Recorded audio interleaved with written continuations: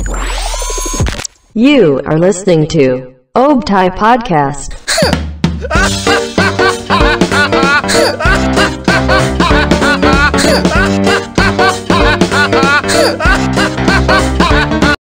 Nah, selamat datang di Obtai Podcast episode ke-62.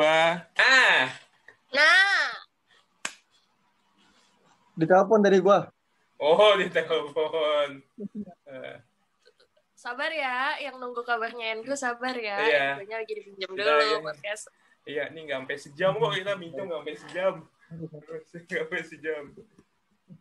Apa tadi pertanyaannya apa?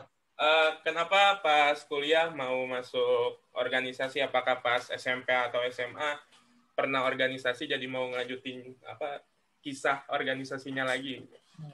Oke. Gua ngikutin organisasi itu SMP pernah. SMP ikut organisasi, sedangkan SMA nggak ikut. Oh, Karena malas kan. Sama berarti. Masuk kuliah nih, gua mikir. Aman. Kayaknya kalau masuk organisasi pas kuliah itu asik nih. Pertemanannya jadi banyak. Terus dapat ilmu baru yang nggak didapetin di teori kampus itu nggak dapat gitu kan. Kalau di himpunan pasti dapat gitu. Oh, jadi Pokoknya alasan gue itu doang, biar ilmu yang nggak didapat di teori kampus gue dapat di himpunan. oh, oke. Emang saya kan nggak ikut Himani ya. Jadi emang banyak banget nggak sih ilmu yang didapat pas kalian selama Hima ini kan? Kalau Kairin udah berapa, setahun, Kak Andrew udah 2 tahun gitu pas Hima. Banyak banget nggak sih? Biar saya nyesel gitu nggak ikut Hima gitu. Saya bisa. Wah, lo nyesel sih, nggak masuk Hima tuh lo nyesel. Asli. Gitu. Ada ilmu apa aja sih yang bisa didapat? Coba lo dulu, Rin.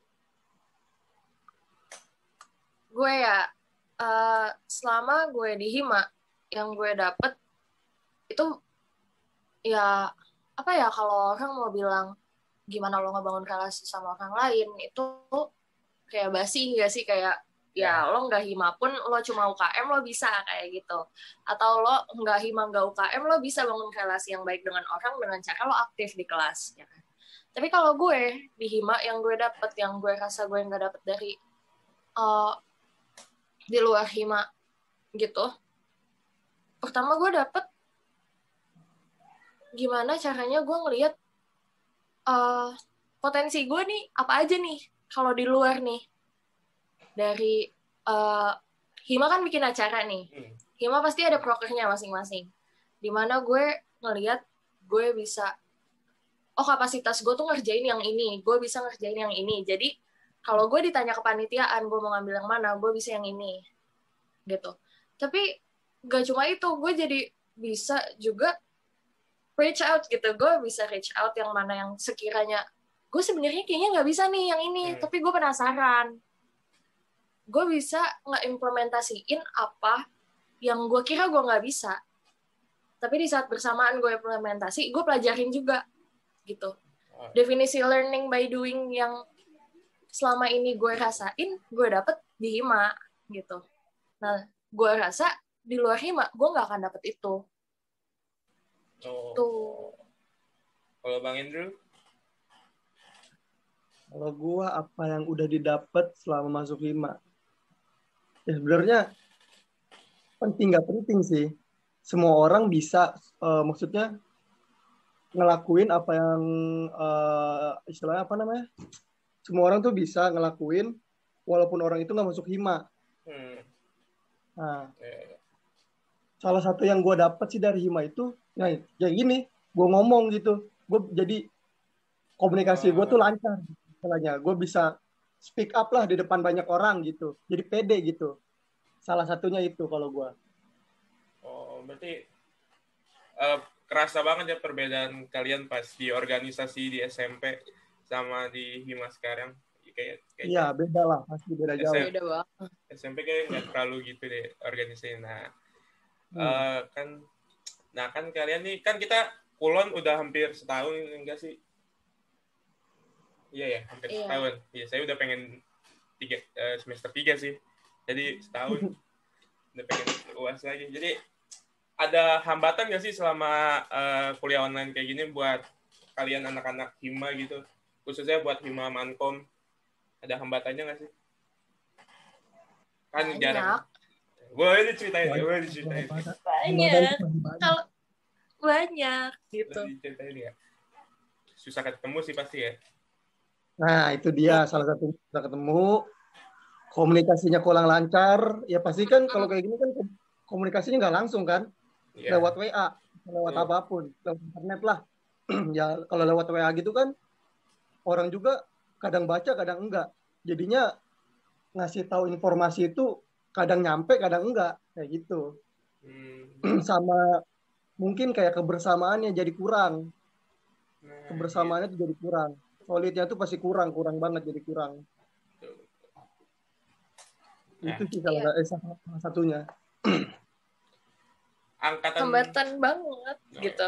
Kayak hima biasa kan prokernya pasti offline, ya nggak sih? Kayak lo ngapain, lo kemana, makrab hima lo harusnya ngumpul bareng-bareng, tapi biasanya 3 hari 2 malam bareng-bareng, jadinya cuma seharian gitu. Kayak ditambah, iya bener kata Bang Andrew, lo komunikasi lewat media berupa WhatsApp sama tatap muka langsung tuh beda banget kan.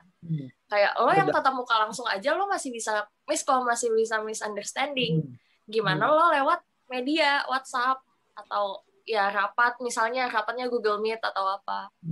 Itu lebih rawan miskomunikasinya. Hambatan banget sih yang kayak gitu. Iya sih.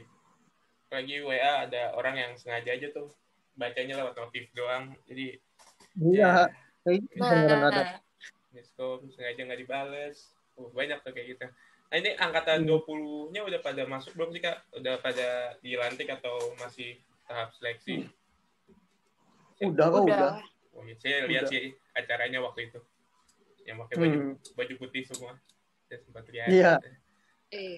Nah kan ini tadi kebersamaan tuh jadi faktor yang penting tapi susah banget dijalaninya nih. Saya pengen tahu sih gimana angkatan 20-nya tuh bisa bonding gitu kan. Angkatan 20-nya pasti pada belum pernah ketemu satu sama lain. Cuman paling kelas bareng tapi nggak pernah ngobrol bareng mungkin. Nah, salah 20-nya Menkom tuh nongkrong. 20-nya Menkom tuh nongkrong. Inisiatif mereka sendiri. Selain inisiatif mereka, kita pun dari Hima. Nih, ini balik lagi ke konteks semuanya ya. Hima pun ada kayak apa ya? Gue bilangnya sih tugas, di mana lo harus menjaring semua anggota jurusan lo, gitu. Anak-anak yang ngambil jurusan lo, sebisa mungkin, biarpun mungkin nantinya mereka nggak masuk Hima, seenggaknya lo kenal sama mereka, seenggaknya lo dekat sama mereka, gitu. Makanya, mereka emang inisiatif buat nongkrong. Nah, kita nih, dari Hima nih, misalnya kita kakak-kakak, abang-abangnya nih, dari Hima seniornya. Kita mikir kayak, gimana ya kita biar bisa bonding juga nih sama mereka. Akhirnya mereka nongkrong, kita ikutan. Mereka nanya apa, soal kampus, kita jawab. Gitu. Dan anak-anak Menkom yang 20 pun emang, kalau nongkrong kayak, ayo nongkrong yuk. Terus, waktu itu gue masih kerja di coffee shop kan, gue bilang aja, ayo nongkrong tempat gue aja, sekalian gue kerja. Oh ya udah, mereka datang nongkrong. Jadi kalau dibilang kayak gimana mereka bondingnya sih, kan mereka nggak ketemu, mereka ketemu kok. Menkom 20 tuh gokil sih. Ya pokoknya, ya istilahnya adalah waktu untuk ketemu walaupun setiap hari gitu. Karena yang namanya udah gede, akrab, satu hari itu udah bisa lah. Iya sih. Kecuali anak kecil. Iya sih. So buat jurusan lainnya, himanya, suruh lah 20-nya nongkrong, biar dekat gitu 20-nya. Sama ajak yang nggak hima juga ajak gitu, biar dapat teman gitu. Susah cari teman sekarang. Coba himajur diajak Revankanya biar ada temennya. Ya tapi diajak aja, jangan disuruh masuk ya, diajak aja. Disuruh masuk. Nah kan nih, balik lagi konteksnya kita kuliah online. Hima Makom ada acara yang nggak terlaksana nggak sih gara-gara gara-gara Kulon ini? Apa banyak sih kayaknya? Oh, untuk acara ya pasti bukan nggak terjalankan ya, kayak di cancel dulu. Oh, di hold dulu ya? Postpone, ditunda. Iya. Nah, seharusnya ini acara offline, ya udah nggak bisa kan. Nah, ditunda dulu. Gitu. Oh. Ada acara terakhir yang itu nggak terlaksana gitu? Yang kemarin ya? Yang rame-rame itu ya? Iya paling kayak makrab sama kumpul bareng lah, namanya apa? Menkom Brasap ya? Ya, sama Menkom Brasap. Baru-baru ini sih Menkom Brasap gitu. Berarti dikit lah acara. Iya nih emang nih kuliah online nyusahin emang. Lagi kuliahnya tuh nyusahin. Kalau yang awal-awal pandemi ketunda itu tuh kita Menkom Korea yang harusnya kita ngumpul bareng-bareng kayak ulang tahunnya Menkom. Itu ketunda kan karena awal-awal pandemi dan benar-benar yang masih semua orang takut keluar rumah. Yang persebarannya masih cepet banget dan vaksin belum ada waktu itu benar-benar ketunda tuh Menkom Korea sih, Menkom Korea tahun lalu. Tapi ya puji Tuhan alhamdulillah tahun ini ya kan udah mulai nih satu-satu dijalanin, tapi tetap sama prokes yang ketat. Ya. Tahun ini bisa tetap dijalanin sama prokes. Ya. Ini kan saya pengen tahu sih jurusan Mankom, kan saya baru dengar jujur ada jurusan Mankom pas di ISIP. Karena saya kan emang ngincernya PTN, jadi saya nggak tahu kalau di UI gitu ada Mankom apa enggak, jadi emang saya terus masuk ISIP emang ngincernya jurnal gitu. Sesulit apa sih? Kan nih manajemen sama komunikasi itu kan sebenarnya dua hal yang kalau menurut orang awam itu dua hal yang berseberangan gitu. Manajemen ngatur sesuatu, komunikasi ya komunikasi kayak ngobrol gini. Nah, Mankom ini sebenarnya itu dua hal yang digabungin itu sulit nggak sih buat belajarnya? Ya kalau ditanya manajemen dan komunikasi kan, kan manajemen itu dasarnya kan memanage gitu ya, memanage sesuatu. Komunikasi ya kayak gini, kita berkomunikasi. Nah kenapa kalau dibilang manajemen komunikasi itu kayak yang gue tangkap ya, bagaimana cara kita memanage sesuatu dengan cara berkomunikasi. Yang gue tangkap begitu. Bagaimana kita memanage? Oh ya. Nah, buat lovers yang mau dengerin cerita lengkapnya, bisa langsung ke Obrolan Santai Podcast on Spotify.